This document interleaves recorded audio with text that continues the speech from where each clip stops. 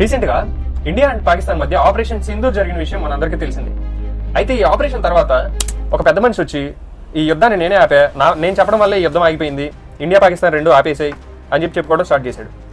అయితే పాకిస్తాన్ దీనికి ఏం చేసిందంటే లైక్ అవును మీరే గొప్ప, మీరే ఆపారు, మీరు మీరు మీరు దేవుడు అది అని చెప్పి చెప్పడం స్టార్ట్ చేసింది.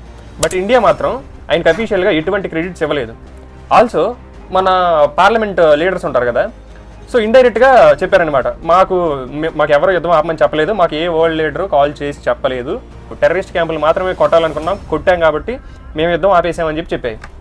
అయితే దీనివల్ల ఆ పెద్ద మనిషి ఈగో హట్ అయిందనమాట. సో ఆయన ఈగో హట్ అయితే తెలిసిందే కదా, సో స్టార్ట్ చేశాడు. ఏ స్టేజ్ దొరికితే ఆ స్టేజ్ మీద ఇండియాని లాగడం స్టార్ట్ చేశాడు. బట్ అయినా సరే ప్రతిదీ ఇండియా కామ్గా హ్యాండిల్ చేసుకుంటూనే వస్తుంది. అండ్ రీసెంట్గా రష్యా నుంచి క్రూడ్ ఆయిల్ కొనడం ఆపేయమని చెప్పి ఇండియాకి చెప్పాడు, లేదంటే టారిఫ్స్ వేస్తాను అది ఇదని చెప్పాడు. బట్ ఇండియా వినలేదు. అండ్ రష్యా నుంచి క్రూడ్ ఆయిల్ కొనడం కూడా ఆపలేదన్నమాట.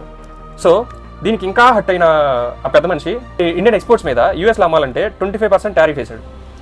సో ఇప్పుడు మన కంట్రీకి రెండు ఆప్షన్లు ఉంటాయి.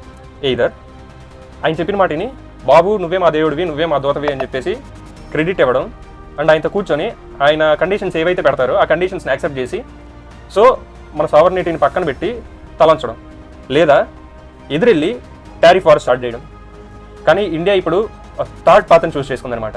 రీసెంట్గా నరేంద్ర మోడీ గారు వారణాసిలో ఒక స్పీచ్ ఇస్తూ చెప్పారనమాట. అంటే ఈ విషయం మొత్తాన్ని డైరెక్ట్గా చెప్పకుండా ఇండైరెక్ట్గా చెప్తూ, సో మనందరం డొమెస్టిక్ మ్యానుఫ్యాక్చరర్ ఎవరైతే ఉన్నారో వాళ్ళతో మనం నిలబడాలి, సో మేక్ ఇన్ ఇండియా కాన్సెప్ట్ని ముందుకు తీసుకెళ్దాం అని చెప్పారనమాట. సో అయితే ఇదంతా బాగానే ఉంది. ఇప్పుడు నువ్వు నేను ఏం చేయాలి?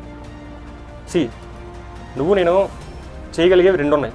ఒకటి, నెక్స్ట్ చాలా ఫెస్టివల్స్ ఉన్నాయి లైక్ రాఖీ, దివాళీ, దసరా అండ్ గణేష్ చతుర్థి. అయితే సో నువ్వు ప్రతి ఫెస్టివల్కి ఆల్మోస్ట్ షాపింగ్ చేస్తావు, పూజ సామాన్ కావచ్చు, బట్టలు కావచ్చు, అండ్ వాడే ఇప్పుడు రాఖీలు అండ్ చిన్న చిన్న విగ్రహాలు ఇలా ప్రతిదీ కొంటావు కదా. సో నీ దేశం కోసం నువ్వు కొనే ప్రతి ఐటమ్ని జస్ట్ ఒక 3 seconds చెక్ చేయి, అది మేడ్ ఇన్ ఇండియానా కాదా. మేడ్ ఇన్ ఇండియా ప్రోడక్ట్స్ మాత్రమే కొను. దీనివల్ల మేబీ మహా అయితే ఏమవుతుంది, ఒక 5 to 10 రూపీస్ ప్రైస్ ఎక్కువ ఉండొచ్చు. కానీ సో నువ్వు ఇది చేయడం వల్ల మన ఎకానమీకి అంత దెబ్బ ఉండదు.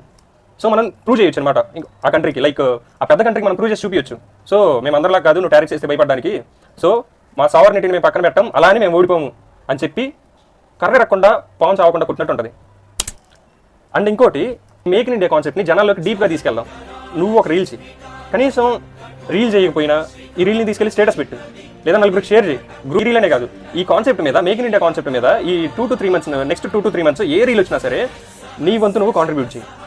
ఏదర్ షేర్ చేయొచ్చు, లేదా నీ స్టేటస్ పెట్టచ్చు, లేదా నువ్వే ఒక రీల్ చేయొచ్చు. సో మనం మన దేశంతో నిల్చున్నాం. And thank you for watching.